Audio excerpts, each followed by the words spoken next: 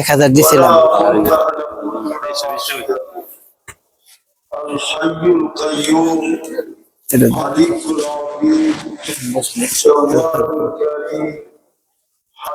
এটা লেগে আর পাঠাই দর লাগে, আমরা কি গেছি গা কালকে তো খাইলাম বলে তোমার মন মন তো সদর।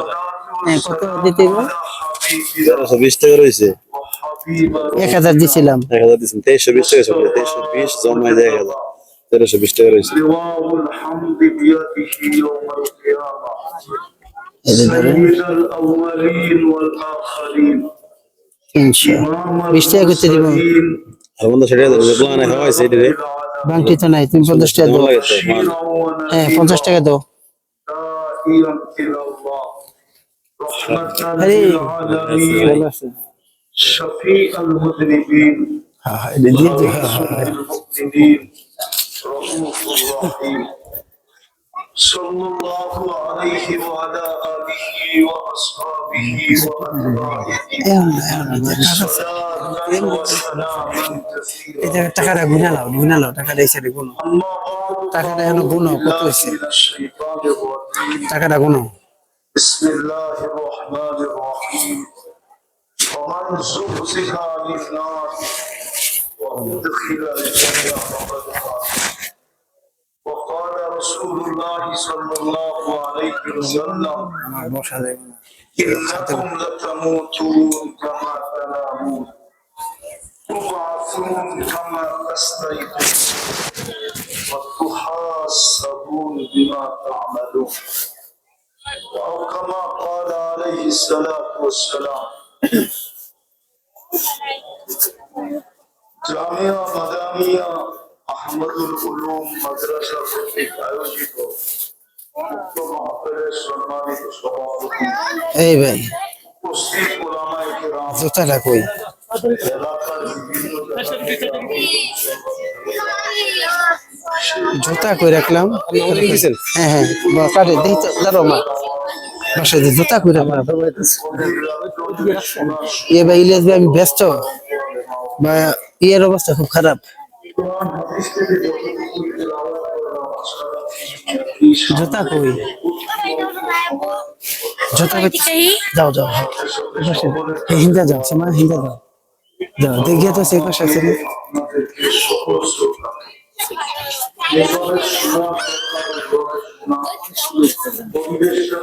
এটা একটা কাম করলেন ওস্তাদ, 12টায় প্রোগ্রাম থাকে। কয়টা আসছে? 50 আসছে, 50 কত তাল বাহানা কত ভাবে ধরে রাখছে। 50 আসছে। আইসেন ঠিক আছে 50-এ, কিন্তু এটা কত কষ্ট। হ্যাঁ হ্যাঁ আস্তে আস্তে মা একদম বাসে যাবো, মানুষ উঠা যায় এই করে কানায় কানায় বড়। এটা তো আপনি দেখছেন, কিন্তু এর মাঝখানে যে কত কিছু হয়েছে এটা তো আর দেখেন না। মাঝখানে তো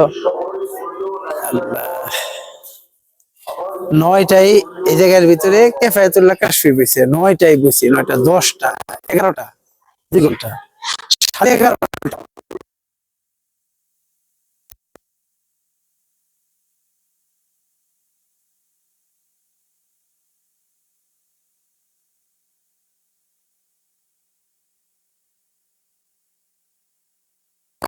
কোনো কালেকশনই করতে নেই এবং একটা অতিথি কোনো টাকা পয়সা দেয় না। খালি হাতে দিচ্ছেন দিনে কিন্তু আজকে আমি এটা পরে দেখবো, আমি পরে দেখবো, কালকেও আছে না। এখন আমি খুব এটা আপনি অন্য দেখতে পারছেন, আমি কি করে আমি খুব সমস্যা আছে বুঝছেন।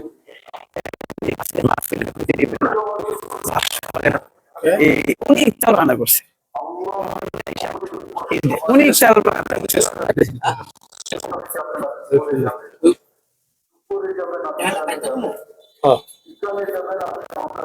আমি সব প্রোগ্রাম খাই না, আমি প্রোগ্রাম যাই না, আমরা প্রত্যেকটা প্রোগ্রাম হয়েছে না আলহামদুলিল্লাহ। যাই না আমি প্রোগ্রামটা এই বছর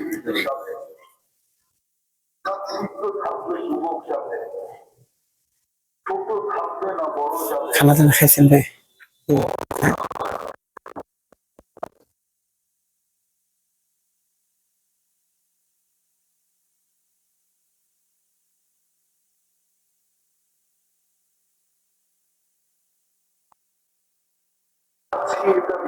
দেখেন সভাপতি 1 টাকা দেয় নাই, কোনো টাকা দেয় নাই।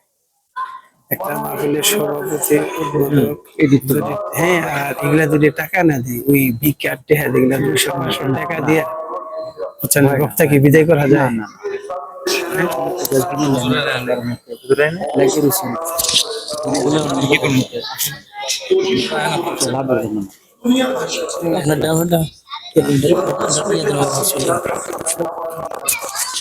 ইয়ে ভাই,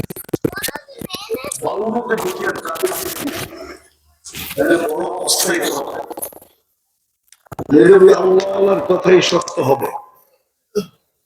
যিনি কবরস্থানে বসে কাঁদতেছিলেন, যুবক জিজ্ঞাসা করছে, বাবা কেউ মারা গেল? বলছে না। বলছে প্রয়োজন? বলছে তাও না। বলছে তাইলে কবরস্থানে বসে কাঁদিস কেন? তোর কান্না দেখবে কে? বলছে বেটা বুঝাইলে কি বুঝবে? বলছে বলো বাবা। বলে দেখতেছি এই কবরস্থানের লোকগুলাকে যতদিন দুনিয়ায় ছিল 24 ঘন্টা আল্লাহ মাফ করার জন্য ডাকতো, কিন্তু বেশিরভাগ লোকই হাত উঠাইতো। এই মজমায় কেউ নেই, প্রতিদিন নির্জনে যে একবার হাত উঠায় বলে আল্লাহ মাফ করা দেন। এই মজমায় কেউ নেই। মানুষের সামনে না চায়, নির্জনে যদি চাইতো আল্লাহ মাফ করা দেন। সব দিক দিয়ে আসলে এত কাজ, আল্লাহ তো বলে ইউহিব্বুল আফওয়া, আমি মাফ করাকে ভালোবাসি, মাফ করাই আমার স্বভাব। নাহলে আল্লাহ তো আল্লাহ, ঠিক না? কি বলেন? আল্লাহ কি আল্লাহ না? চিনেন আল্লাহর পাওয়ার কতটুকু? আরে চিনেন আল্লাহর পাওয়ার কতটুকু? কখনো তো পাবি না আল্লাহর পাওয়ার কতটুকু। আল্লাহ বলছে আকাশ দেখলে বুঝে আসবে আমার পাওয়ার কতটুকু। তারাউনাহু বিগাইরি আমাত, কোথাও তুমি খুঁটি পাবে না। একটা না 7টা দাঁড় করে আছে, এটাই আমার পাওয়ার। এই যে জমিনটাকে পানির উপরে বিছায় রাখছি, এটাই আমার পাওয়ার। হুকুম দিয়া নদী নালা প্রবাহমান করছি, এটাই আমার পাওয়ার। ফোনে পাঠায়। পাহাড় ফাইরা ঝর্ণা বাহির করছি, এটাই আমার পাওয়ার। আমি জীবন্ত আমার সাথে ফেরত গেছে না। নিজের মানুষ হলে একটা দিয়ে বোঝে, মা বোনরা একটা ভাত টিপেই বোঝে পুরা পাতিলের ভাত হয়ে গেছে। প্রত্যেকটাকে টিপা দেখতে হয় না। বুঝের হলে এতটুকুই বুঝবেন, নাইলে বুঝবেন না। সারা জীবন বুঝেইলেও বুঝবো না। বিদায় অবস্থান কি এটা আমার বিষয় না, কোথায় বাস করি এটা বিষয় না। যার কাছ থেকে আসছি তার কাছে চলে যাব, অচিরেই যাব, সত্য অচিরেই যাব। কিন্তু প্রশ্ন হলো প্রস্তুতি কতটুকু। ওই প্রস্তুতির জন্যই তো আমার পিছনে আল্লাহর বাজেট। নাহলে আল্লাহ আমাদেরকে পালতেন কেন? মাটিতে তো মিশিয়ে দেওয়া উচিত ছিল। দুনিয়ার কোন ব্যক্তিত্বমান ব্যক্তির কথায় মিল না হইলে সেই তো কতজনকে উঠায় দেয়। হ্যাঁ, নইলে বাংলাদেশে কি বলে এটাকে আয়নাগর হইলো কেন? অতীত হয়েছে, ভবিষ্যৎ হইতে পারে। এমন না যে আয়নাগর বিলুপ্ত হয়ে গেছে, ভবিষ্যৎও তো হইতে পারে না, হইতে পারে না। আমরা তো সামান্য দেখি, একটু মতের মিল না হইলেই বেকার, ঠিক না? একটু মালিকের লোকে না বললেই চলন্তমান গাড়ির থেকে নামায় দেয়, নাম তুই, তোর মতো কর্মচারীর অভাব নাই, না কানে ধরে নামায় দেয়, ঠিক না? পায়ে ধরলেও মানতে চায় না, ঠিক না? বিবি বাল বাচ্চার কথা বললেও মানতে চায় না। সত্য না মিথ্যা? হ্যাঁ, মানুষ তো মানে না। উচিত তো ছিল মাটির সাথে মিশিয়ে দেওয়া।